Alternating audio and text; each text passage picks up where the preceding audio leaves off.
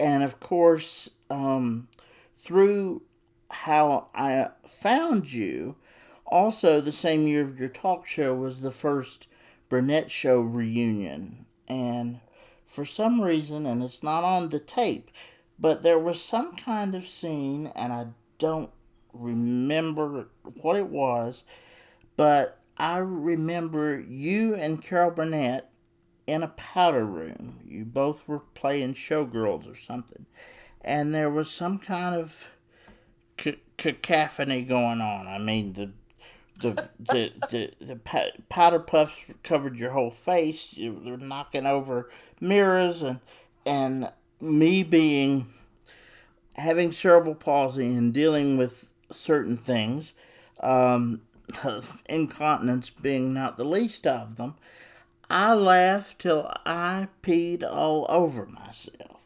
I was 7 years old, and I don't ever remember laughing that hard for years and years and years, and I got in so much trouble from my parents because that happened and they had to clean it up.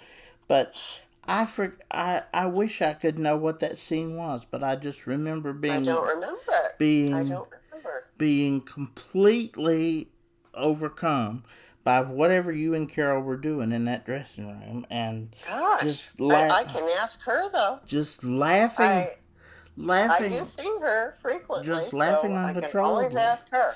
Yeah, and you're appearing with her in her show in Palm Royale this season, which I have not seen. But Okay.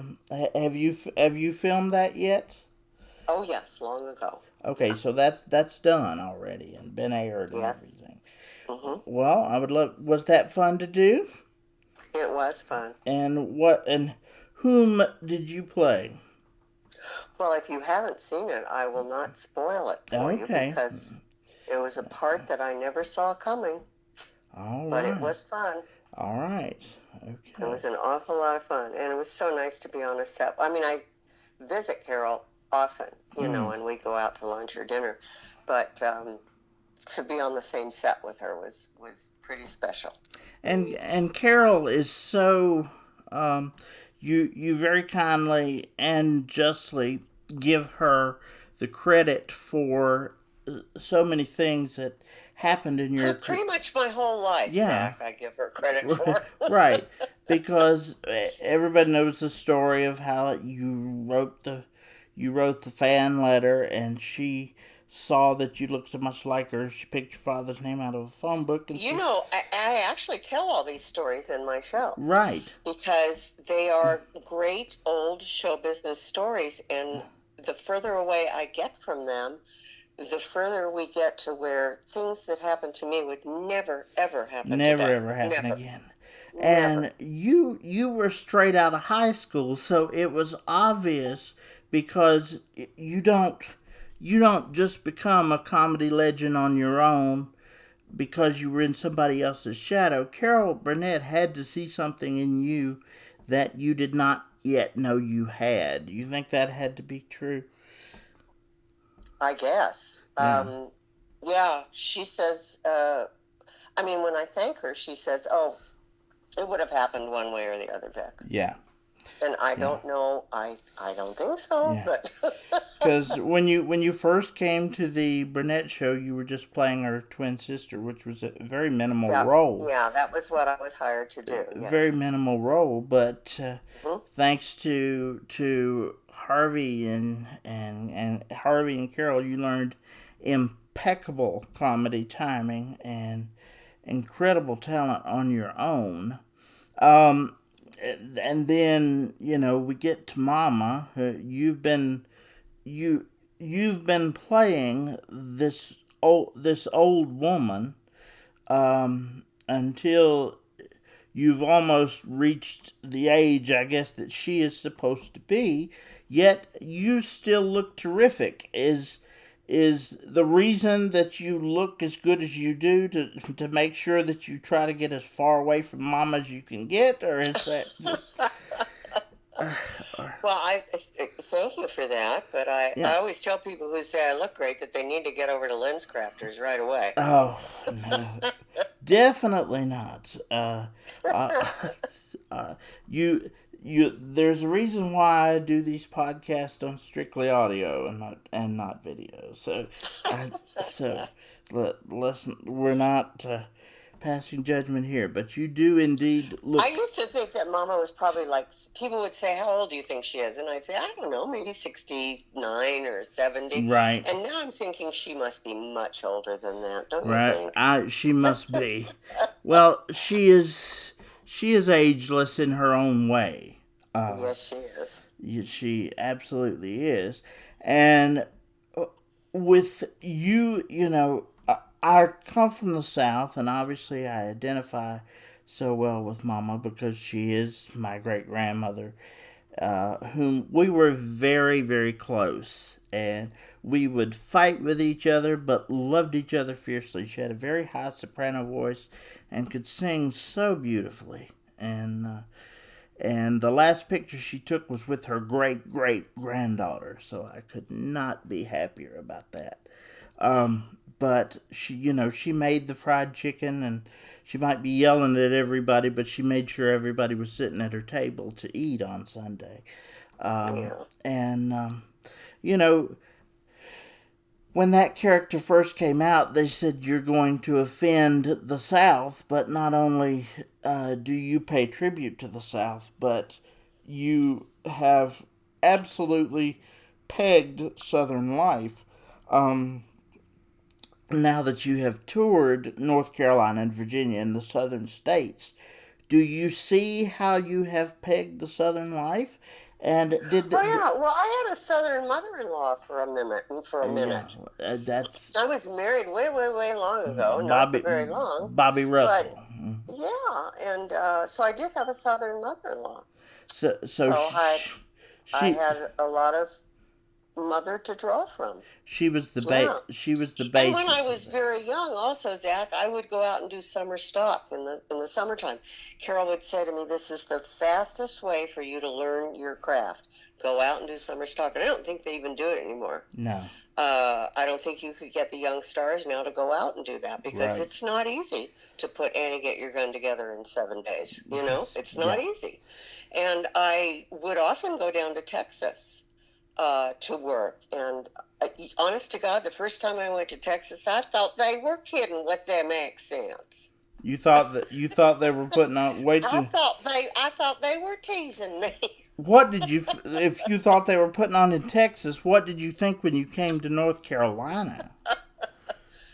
Oh, the Carolinas are just beautiful. I mean, Yeah. they're kind of in a world of their own, aren't they? We It's a special area, that I area. I live 2 hours across the mountain from Charlotte, North Carolina, and Mm. honestly, to go out in your backyard and to see the cardinals and to hear the crickets at night, we truly are in some of the most beautiful country God ever created. And You are. And I think my favorite book that I ever read was Prince of Tides, and wasn't that right down in that area? I believe it was. I Yeah. couldn't tell you exactly where, but I believe you're right. I've just recently written my own local take on To Kill a Mockingbird too, which is another one of my favorites. Um, Yes. um, but anyway, so having spent so much time with Mama, obviously being a part of the character, you develop from what you learn from the character, and the character develops from what they pick up from you. Um, so, what do you think you've learned from Mama, and What do you think Mama has learned from you? Well, as I get older, I find that I agree with her a lot more. Mm-hmm. I think you get to an age where you have earned the right to say what you're thinking. Mm-hmm. And that's exactly what Mama does. The problem with Mama, bless her heart, is sometimes she gets things a little wrong. When I put this show together, Mm-hmm. I knew that I had to do Mama because I know how much everybody loves her. But I also knew that I wanted to push her into the new century, into the modern world. Right. And so she has to deal with all this stuff that's going on. Right. And she is the half of my show that changes frequently Right. because the news changes all the time. So it's fun to keep her on top of all the things that she's having trouble dealing with. And what would have been a Saturday Night Live sketch 20 years ago is happening right now in our country, and it unfortunately, thank God we can laugh at it, but unfortunately, in a lot of ways, it's anything but funny. But Yeah.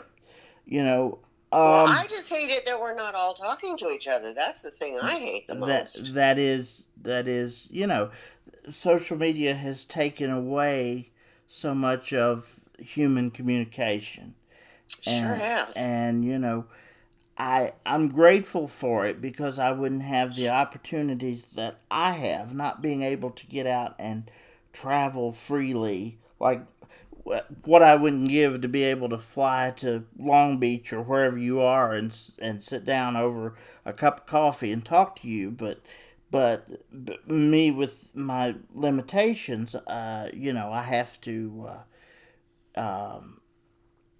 I'm grateful that we can do it over the telephone, but I would love the opportunity to hug you. That's for sure, and let you know what you've meant to my life. Well, get to that show, But Zach. I'll be in Newton. If you say I can come to Newton, I will be there, and my family Okay. will be there, and we'll give you a hug.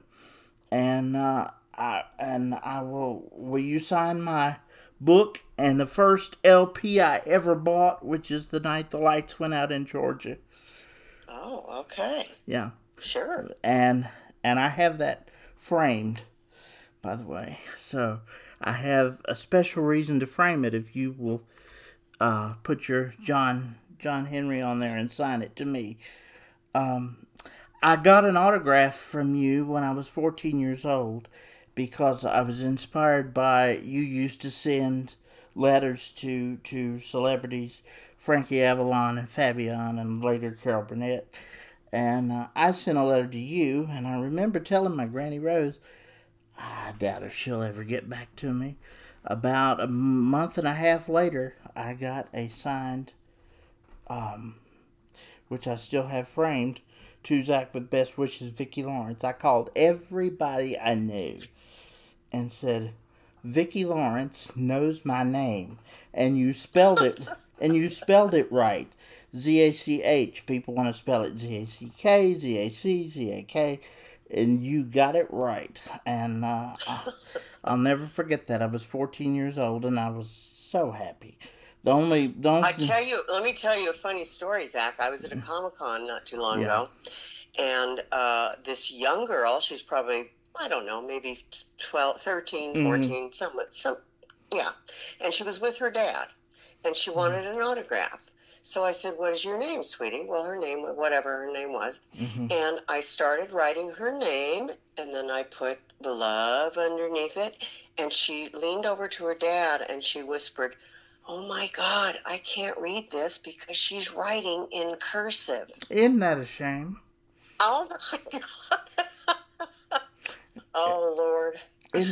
Isn't that a shame? Like, well, how are they ever going to be able to read I don't know, the Bill of Rights, the or Constitution, to sign their name, for God's sakes? I know. Well, I guess we're not going to have to sign our names pretty soon, then. It's scary. It really is. I'm thankful that my daughter had a second grade teacher who taught cursive, so she does know how to sign her name. Thank God. Oh, well, that's good. So I was at Comic-Con last week, and I was telling the kids I was telling a young girl about the same age that story. She was with her parents, and I looked at her at the end of the story. I said, can you write cursive? She said, I can. And her mother said, I taught her. Right. Yeah, she said, right. I taught her. Very good. That's oh, awesome. Yeah. Now, of course, we know of your juggernaut of Night the Lights Went Out in Georgia. That was number one. The album happened from that. But there were two other albums that came that a lot of people don't know about. Oh, well, that's good. They weren't, they weren't very good. Well, I don't think they were really my idea. Other I, people had I, ideas. I And, disagree, but how and why did those other two albums happen? Because you were well established as a television star. Obviously, you didn't need a recording career. How did they happen and why? oh, just people that wanted to do an album with me. So I Uh said, okay. huh. Okay. But honestly, no. I don't think they were my idea. Okay. So, Newborn Woman and Ships in the Night were not. You would not advise people to go out and buy them if they could. Oh, well, Ships in the Night was a song. Right. On which album? Oh, The first one, right? It was. There was Newborn Woman, and was it Don't Stop the Music? Was that the name of the other Well, one? those are singles. Don't Stop okay. the Music, I think, was a maybe single on Newborn Woman, and Ships in the Night was a Bobby Russell song. So, and it actually went number one in Australia. You're Not right. here, but in Australia it did. Right. So, could you go to Australia and have like a big music concert where you had all those hits over there, or maybe? Do they? Maybe so. We went down there in 1972, I think, the Burnett Show to open the Sydney Opera House, Right. and I got quite the welcome when I got there because I had not one but two number one hits at the time. Wow, fantastic! Yeah. Way to go, Vicki.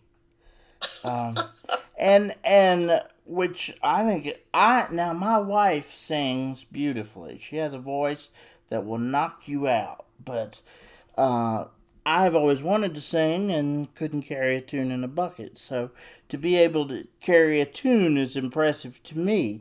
So the fact that you are, that you still are able to sing that song, which you do in your show, and the lyrics to the Mama's Family theme, which you wrote, that a lot of people don't know, that they never used, which I thought was very good. Thank you. Bless My Happy Home. Do you still sing that in your show? I do. Good, because I've never heard all of them, but I knew because you wrote in your book that you wrote them. Which, by the way, that was written in 1995, is a very good book. A lot of things. It's time to write another one. Yes, a lot of things have happened in your career since then. Are we going to see another book from you? Well, I kind of am working on one because one of my favorite people to read was Nora Ephron, and I miss her very, very much. Mm-hmm. She did some great books that, as a woman, I adored. And I miss her making us laugh about all the crap that happens to right. us. And I think there needs to be a funny book about getting older, because if you don't laugh, you'll slit your wrists. You know what I mean? You bet. And not only getting older, but being disabled. I'm here to tell you, if I didn't not easy any of it. If I didn't. Jack, what's that? I have an appointment that I'm going to be late for. Oh, I mean, it's lovely talking to you, but I am so sorry, Vicki. I have to run. Well, I hope that I haven't been too boring with my questions. Thank you so much for this opportunity. It has been an ultimate honor to speak with you. Emily, would you come say hello really quickly? Because Vicki's late. Yeah, okay. But I promise. Okay. Hi, Vicki. Thank you so much for letting me say there. hello real quick. Tell her how... Oh, and I wanted to tell you very quickly that I watched the Carol Burnett show as a child, and I would be going through some really rough times, and it really helped me. Panic attacks, and so it helped calm me. That's nice. Yeah, so thank you so much. So God bless you, Vicki, and I will see you in Newton. All right. I will see you in Newton. Newton. So if I come in, I just say Vicki's taking care of us. We're good, right? I'll have Sandy get to you when I'll have my son directs my show, and he figures all this out for me. So Awesome. We'll take care of it, and we'll let Sandy know what's going on. So just show up and be there, right? Sure. All right. Well, God bless you, Vicki. I'm sorry I made you late, but I hope I wasn't too bad of an interviewer. No, you weren't. It was lovely talking to you. Great. And I look forward to meeting you and finally getting that hug. Okay. God bless you, Vicki. Thank you. Thank you. Bye-bye. Bye-bye.